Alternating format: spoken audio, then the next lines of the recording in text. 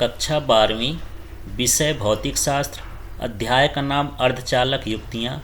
इसके पहले वीडियो में 1 अंक और 2 अंक के प्रश्नों पर चर्चा हो चुकी है। आज हम 3 और 4 अंक के प्रश्न की बात करेंगे जो एग्ज़ाम में ब्लूप्रिंट के हिसाब से आते हैं। तो चलिए इसका पहला क्वेश्चन देखते हैं। ऊर्जा बैंड के आधार पर चालक, अर्धचालक और कुचालक की व्याख्या कीजिए। तो सबसे पहले चालक की परिभाषा लिख लेते हैं। वे पदार्थ जिनमें विद्युत धारा का प्रवाह सुगमता पूर्वक होता है उसे क्या कहते हैं? चालक। जैसे धातुएं हैं, मानव शरीर है, पृथ्वी है, ये सभी क्या कहलाएंगे? चालक कहलाएंगे। अब ऊर्जा बैंड के आधार पर व्याख्या करते हैं तो इसको समझते हैं। यहाँ पर ऊर्जा बैंड में 3 तरह के बैंड होते हैं। एक ये बैंड हो गया, इसको मान लेते हैं कि ये जो हमारे पास है, इसको ऐसा समझ लीजिए, ये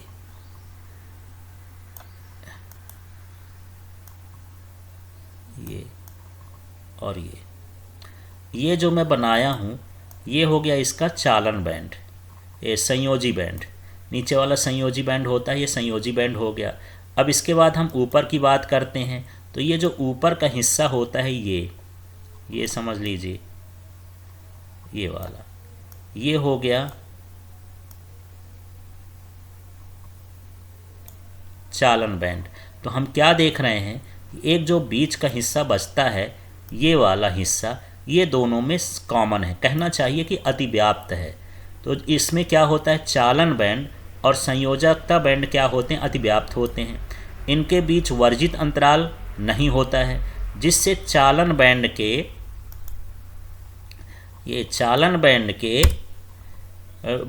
आंशिक रूप से इलेक्ट्रॉनों से भरा होता है। क्योंकि संयोजी बैंड में इलेक्ट्रॉन होते ही हैं, चालन बैंड खाली होता है, लेकिन चालन बैंड संयोजी बैंड से मिला होता है, इसलिए कुछ इलेक्ट्रॉन माने आंशिक रूप से इलेक्ट्रॉन चालन बैंड में भी रहते हैं। तो जब विद्युत क्षेत्र आरोपित करते हैं तो चालन बैंड के स्वतंत्र इलेक्ट्रॉन गतिशील हो जाते हैं, जिससे धारा प्रवाहित होने लगती है। तो इस तरह से हमको चालक का ऊर्जा बैंड के आधार पर व्याख्या करना है।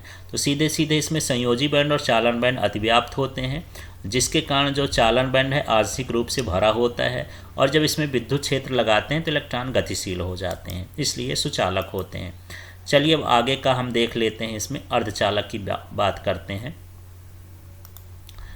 तो अर्धचालक में क्या हो रहा है, यहाँ पर हम देख लेते हैं। ये जो नीचे है ये है संयोजी बैंड, और ये जो ईसी है ये है चालन बैंड, और ये जो है ये वर्जित अंतराल है। तो यहाँ क्या होता है, तो सबसे पहले परिभाषा देखते हैं। वे पदार्थ जिनकी चालकता कुचालक और सुचालक के बीच होती है, जैसे silicon, germanium, arsenic, germanium, boron, तो ये सभी क्या होते हैं? अर्धचालक होते हैं। तो अर्धचालक में क्या होता है, इसमें चालन बैंड और संयोजकता बैंड के बीच वर्जित अंतराल तो होता है, ये वर्जित अंतराल कहलाता है, लेकिन ये वर्जित अंतराल कैसा होता है? कम होता है। तो कमरे के ताप पर विद्युत क्षेत्र आरोपित करने पर इलेक्ट्रॉन वर्जित अंतराल के, इसमें इलेक्ट्रॉन रहते हैं, तो इसके इलेक्ट्रॉन वर्जित अंतराल को पार करके चालन बैंड में चले जाते हैं और विद्युत का ये सुचालक हो जाता है। लेकिन 0 केल्विन ताप पर यह कुचालक होता है। तो चलिए फिर से इसको समझते हैं। अर्धचालक क्या हैं? वे पदार्थ जिनकी चालकता कुचालक और सुचालक के बीच होती है उन्हें अर्धचालक कहते हैं, जैसे silicon, germanium, arsenic, germanium, boron. इस तरह से ये अर्धचालक के उदाहरण हैं। अब हमको ऊर्जा बैंड के आधार पर इनको समझाना है, तो यहाँ पर इसका नाम लेना है। ये इसमें संयोजी बैंड और चालन बैंड के बीच वर्जित अंतराल कम होता है, और कमरे के ताप पर संयोजी बैंड के इलेक्ट्रॉन चालन बैंड में चले जाते हैं, जिससे धारा का प्रवाहित करता है, धारा का सुचालक हो जाता है। और कमरे के 0 केल्विन ताप पर ये नहीं जा पाते हैं, जिससे 0 केल्विन ताप पर कुचालक होता है। तो कमरे के ताप पर ये सुचालक होता है और 0 केल्विन ताप पर कुचालक होता है। इसी चीज़ को हमको लिखना है इसमें। चलिए आगे वाला प्रश्न देख लेते हैं। कुचालक क्या होते हैं? तो कुचालक समझते हैं। वे पदार्थ जिनमें विद्युत प्रवाह नहीं होता है, जैसे धातुएं, कांच, लकड़ी, अभ्रक, इन्हें हम क्या कहते हैं? कुचालक पदार्थ कहते हैं। अब इसमें क्या होता है कि ये संयोजी बैंड है और ये चालन बैंड है। तो संयोजी बैंड और चालन बैंड के बीच वर्जित अंतराल बहुत होता है, जिसके कारण ये संयोजी बैंड के इलेक्ट्रॉन इसको पार करके जा ही नहीं पाते, इसी में फिर यहीं नीचे गिराएंगे, उसको पार ही नहीं कर पाते हैं और ये किसका काम करते हैं, कुचालक। तो इनमें धारा प्रवाहित नहीं होती। तो इस तरह से हमको तीनों की व्याख्या करना है। इसके बाद हम अगला क्वेश्चन देखते हैं, दूसरा वाला, ये ज़्यादा इम्पॉर्टेंट है। एन प्रकार एवं पी प्रकार के अर्धचालक में अंतर लिखिए। एन प्रकार माने निगेटिव प्रकार का अर्धचालक और पी प्रकार माने पॉजिटिव प्रकार का अर्धचालक। तो जब शुद्ध अर्धचालक में पंच संयोजी अशुद्धि मिलाते हैं तो एन प्रकार का अर्धचालक प्राप्त होता है, और जब त्रिसंयोजी अशुद्धि मिलाते हैं तो पी प्रकार का अर्धचालक प्राप्त होता है। ये उदाहरण पंच संयोजी वाले उदाहरण आपको लिखना हो तो लिख सकते हैं, आर्सेनिक, प्लम्बम और फास्फोरस या एंटीमनी भी इसको बोलते हैं, बोरान, एल्युमिनियम, इंडियम। यदि ये लिखना चाहें तो ठीक है, और ना बने तो इनको लिखने की ज़रूरत नहीं है। तो सीधा सीधा एन प्रकार के अर्धचालक को बनाने के लिए शुद्ध अर्धचालक में पंच संयोजी अशुद्धि मिलाते हैं, इसमें त्रिसंयोजी अशुद्धि मिलाते हैं। एन प्रकार है निगेटिव टाइप है, तो इसमें इलेक्ट्रॉन बहुसंख्यक होते हैं, इलेक्ट्रॉनों की संख्या इसमें ज़्यादा होती है और इसमें होलों की संख्या ज़्यादा होती है, क्योंकि होल धनावेश होते हैं, इलेक्ट्रॉन ऋणावेश होते हैं। अब इसमें होलों की संख्या क्या होगी, कम हो जाएगी, इसमें इलेक्ट्रॉनों की संख्या अधिक हो जाएगी। तो इसमें जो अल्पसंख्यक होते हैं इलेक्ट्रॉन होते हैं, इस अल्पसंख्यक क्या होते हैं, होल। इसमें विशिष्ट ऊर्जा स्तर दाता बैंड चालन बैंड के नीचे बनता है, और इसमें विशिष्ट ऊर्जा स्तर ग्राही बैंड या संयोजकता बैंड के ऊपर बनता है। इसमें प्रति परमाणु अशुद्धि मिलाने पर एक इलेक्ट्रॉन प्राप्त होता है, और इसे प्रति परमाणु अशुद्धि मिलाने पर एक होल प्राप्त होता है। तो इस तरह से होल प्राप्त होता है, या कह सकते हैं इलेक्ट्रॉन की कमी हो जाती है। इस तरह से हमको यहाँ पर अंतर लिखना है। प्रश्न के हिसाब से अंतर लिखना, 3 नंबर का है तो 3 अंतर, 2 नंबर का है तो 2 अंतर, और 4 नंबर का है तो 4 अंतर। अब ज़्यादा भी लिख सकते हैं, लेकिन कम से कम प्रश्न के हिसाब से इतने अंतर लिखना है। इसके बाद हमारा अगला प्रश्न है, नैज अर्धचालक तथा अपद्रव्यी अर्धचालक में अंतर लिखिए। तो यहाँ पर नैज अर्धचालक, निज अर्धचालक, आंतरिक अर्धचालक, शुद्ध अर्धचालक, एक ही अर्धचालक के नाम है नैज। यहाँ पर अपद्रव्यी को बाह्य भी बोलते हैं, अशुद्ध अर्धचालक भी बोलते हैं। तो किसी नाम से भी आ जाए कि यहाँ आंतरिक अर्धचालक और बाह्य अर्धचालक में अंतर लिखिए, तब भी यही लिखना है। शुद्ध अशुद्ध में अंतर लिखिए, तब भी यही लिखना है। निज और आंतरिक में वो बाह्य में आए तब भी यही लिखना है, और नैज और अपद्रव्यी में आए तब भी यही लिखना है।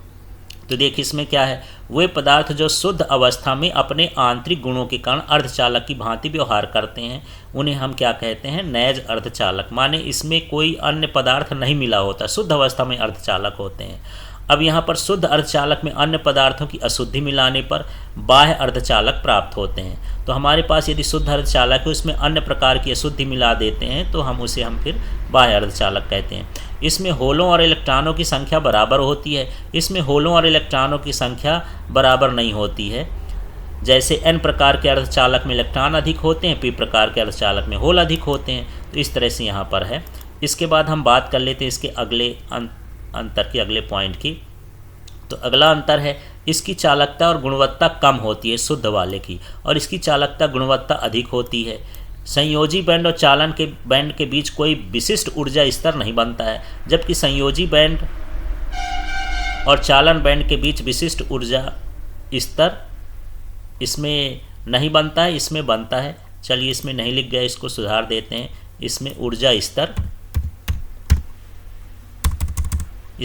स्तर बनता है और उसमें ऊर्जा स्तर नहीं बनता है। जैसे एन प्रकार में जो है दाता ऊर्जा स्तर बन जाता है, और पी प्रकार में ग्राही ऊर्जा स्तर बनता है। और इस वाले में जो शुद्ध अर्धचालक में, इसमें तो किसी प्रकार का स्तर का निर्माण ही नहीं होता है। तो संयोजी बैंड और चालन बैंड के बीच विशिष्ट ऊर्जा स्तर नहीं बनता, संयोजी बैंड और चालन बैंड के बीच विशिष्ट ऊर्जा स्तर बनता है। उदाहरण के लिए सिलिकॉन और जर्मेनियम, ये शुद्ध अर्धचालक के उदाहरण हैं। इसमें एन प्रकार एवं पी प्रकार के अर्धचालक जो है अशुद्ध प्रकार के अर्धचालक हैं। चलिए आगे का प्रश्न देखते हैं। चौथा नंबर का प्रश्न है।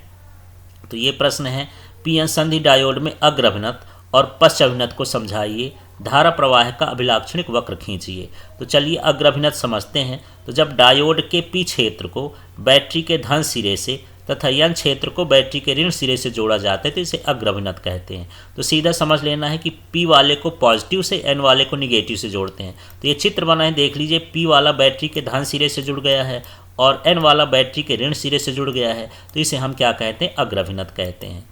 तो इस तरह से हमको परिभाषा दे देना अग्र अभिनत की। अब अग्र अभिनत के बाद इसकी हम भाषा बनाते हैं। क्या है कि जब आरोपित वोल्टेज, जो यहाँ पर हम बैटरी लगाएं इसका वोल्टेज, तो जब आरोपित वोल्टेज प्राचीर वोल्टेज से अधिक होता है, प्राचीर वोल्टेज इसके परतों के बीच का होता है, अवक्षय परत के कारण जो उत्पन्न होता है, तो जब आरोपित वोल्टेज प्राचीर वोल्टेज से अधिक होता है तो पी क्षेत्र के होल बैटरी के धन सिरे से और एन क्षेत्र के इलेक्ट्रॉन बैटरी के ऋण सिरे से प्रतिकर्षित होकर संधि की ओर चलने लगते हैं। तो अब समझते हैं कि प्रतिकर्षित क्यों होते हैं। पी का मतलब यहाँ पर ये होल हैं और होल में कैसा आवेश पाया जाता है, पॉजिटिव, तो पॉजिटिव पॉजिटिव से प्रतिकर्षित होगा, और जो एन है इसमें इलेक्ट्रॉन पाए जाते हैं और इसमें क्या होता है, निगेटिव होता है। तो ये पी क्षेत्र के जो होल होते हैं वो बैटरी के धन सिरे से और एन क्षेत्र के जो इलेक्ट्रॉन होते हैं बैटरी के ऋण सिरे से प्रतिकर्षित होकर संधि की ओर चलते हैं, और संधि पर जैसे ही मिलते हैं, संयोग करते हैं, तो एक सहसंयोजक बंध टूट जाता है जिससे होल और इलेक्ट्रॉन बन जाता है, क्योंकि सहसंयोजक बंध से जब वो टूटता है तो उसमें होल और इलेक्ट्रॉन बनता है। तो होल तो धनावेशित होता है, तो होल कहाँ जाएगा, ऋण सिरे की ओर, और इलेक्ट्रॉन चला जाएगा धन सिरे की ओर, और इस तरह से इसमें धारा प्रवाहित होने लगती है। तो फिर से देख लेते हैं कि जब बैटरी के पी क्षेत्र को धन से जोड़ते हैं या क्षेत्र को ऋण से जोड़ते हैं तो इसे अग्रभिनत कहते हैं।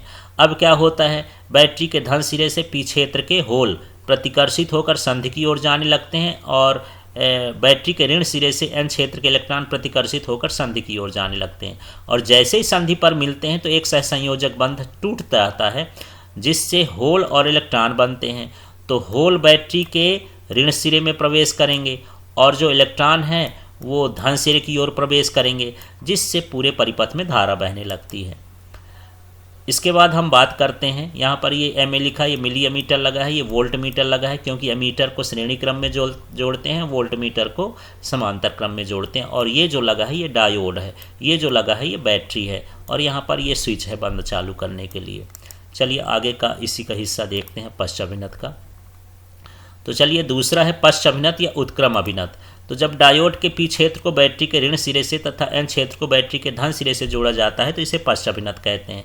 तो देख लीजिए पी वाला किससे जुड़ गया है, ऋण से, और जो ये एन वाला है किससे जुड़ गया है, धन से। उल्टा पॉजिटिव वाला निगेटिव से जुड़ गया, निगेटिव वाला पॉजिटिव से जुड़ गया, तो इस तरह से अभिनत को हम क्या कहते हैं, पश्चाभिनत कहते हैं। इसमें भी वोल्ट मीटर लगा है, लेकिन वहाँ पर मिली एमीटर लगा था, यहाँ माइक्रो एमीटर लगा है, म्यू ए लिखा है। तो म्यू इसलिए लिखा है कि इसमें धारा बहुत अल्प बहती है और अल्प धारा मापन के लिए माइक्रो एमीटर लगाया जाता है।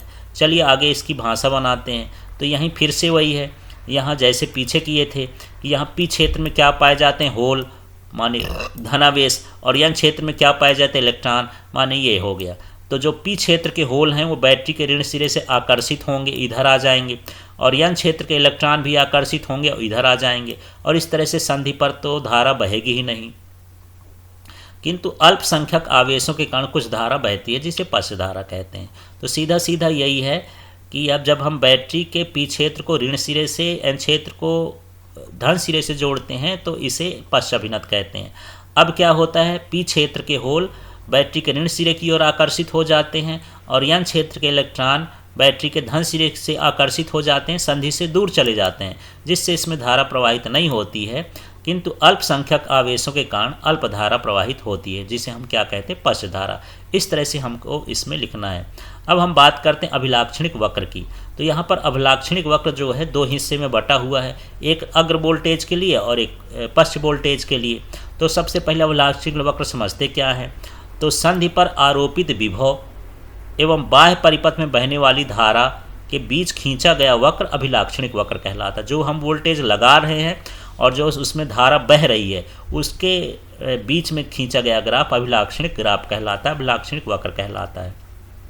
तो अग्र वोल्टेज या अग्र धारा में क्या होता है, अग्र वोल्टेज का मान बढ़ाने पर, अग्र वोल्टेज ये प्लस वाला कहलाता है, इधर वाला को हम बोलेंगे अग्र वोल्टेज। तो अग्र वोल्टेज का मान बढ़ाने पर अग्र धारा का मान ये धीरे धीरे बढ़ता है और एक विशेष वोल्टेज पर अचानक तेजी से बढ़ जाता है। जिस वोल्टेज पर बढ़ गया उसे ही हम क्या कहते हैं, नी वोल्टेज कहते हैं।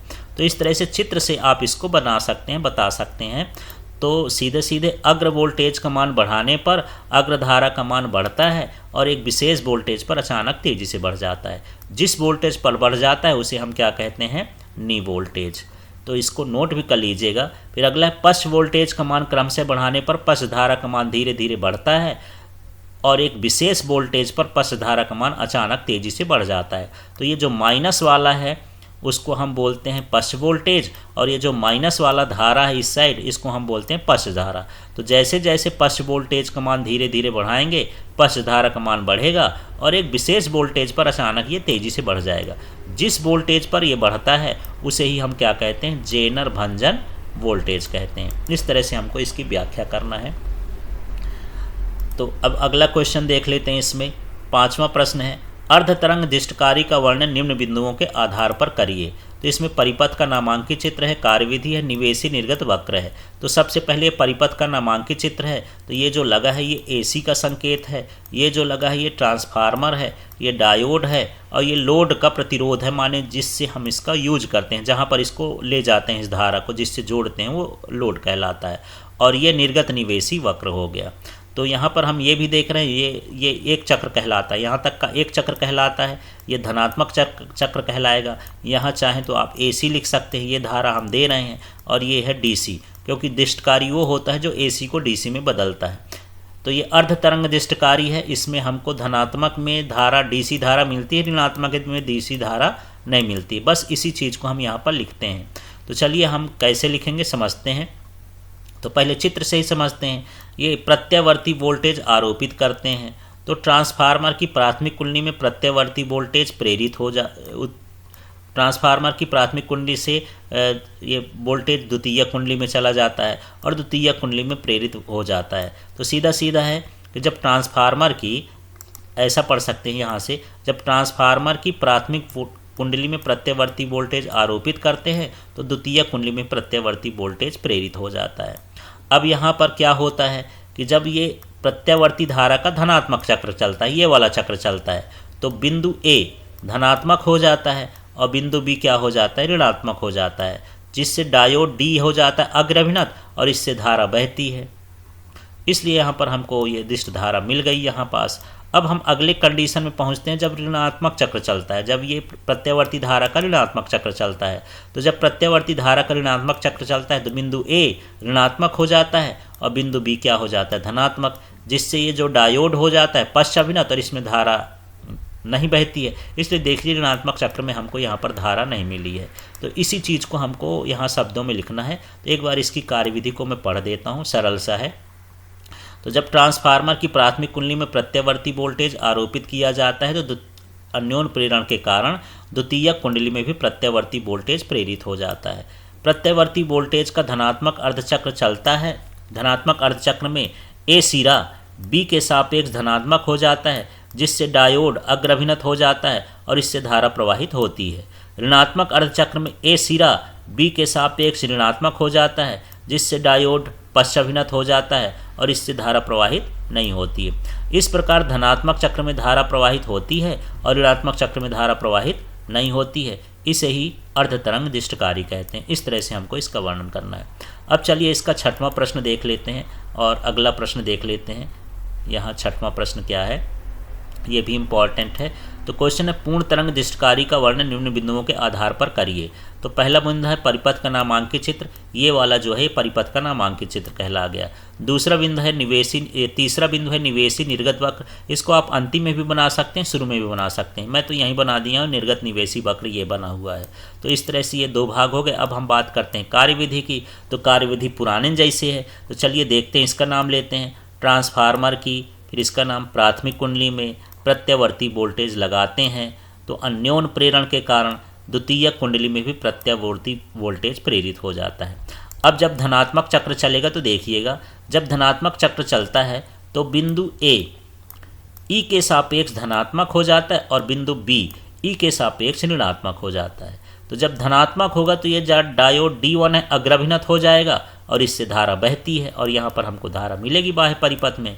जबकि ये ऋणात्मक हो गया तो ये पश्चाभिनत हो गया और इससे धारा नहीं बहेगी। तो इस तरह से जब प्रत्यावर्ती धारा का धनात्मक चक्र चलता है तो बिंदु ए धनात्मक हो जाता है ई के सापेक्ष और बिंदु बी ऋणात्मक हो जाता है ई के सापेक्ष, जिससे डायोड D1 अग्रभिनत हो जाता है, इससे धारा बहती है और डायोड D2 पश्चाभिनत हो जाता है, इससे धारा नहीं बहती है। अब चलिए ऋणात्मक चक्र चलाते हैं, ये वाला चक्र चलाएंगे। तो जब प्रत्यावर्ती धारा का ऋणात्मक, ये नीचे वाला चक्र चलेगा, ऋणात्मक चक्र चलेगा तो बिंदु ए ई के सापेक्ष ऋणात्मक हो जाता है और बिंदु बी ई के सापेक्ष धनात्मक हो जाता है। तो आपको पता चल गया हो गया, ऋणात्मक हो गया माने ये क्या हो गया, पश्चाभिनत हो गया और इससे धारा नहीं बहेगी। जबकि ये डायोड D2 क्या हो जाएगा, अग्रभिनत हो जाएगा और इससे धारा बहेगी। तो इस तरह से एक बार हमको धारा D1 से मिल जाती है धनात्मक चक्र में, और ऋणात्मक चक्र में किससे मिल जाती है, D2 से। दोनों चक्रों में हमको दिष्ट धारा प्राप्त होती है। तो इसे हम पूर्ण तरंग दिष्टकारी कहते हैं। चलिए इसी चित्र को हम ये शब्दों में लिखें। चलिए इसके कार्यविधि को अब इस तरह से समझ लेते हैं। तो देखते हैं इसमें क्या है। जब ट्रांसफार्मर की प्राथमिक कुंडली में प्रत्यवर्ती वोल्टेज आरोपित किया जाता है तो अन्योन प्रेरण के कारण द्वितीय कुंडली में प्रत्यवर्ती वोल्टेज प्रेरित हो जाते हैं। ये दोनों में एक जैसे है।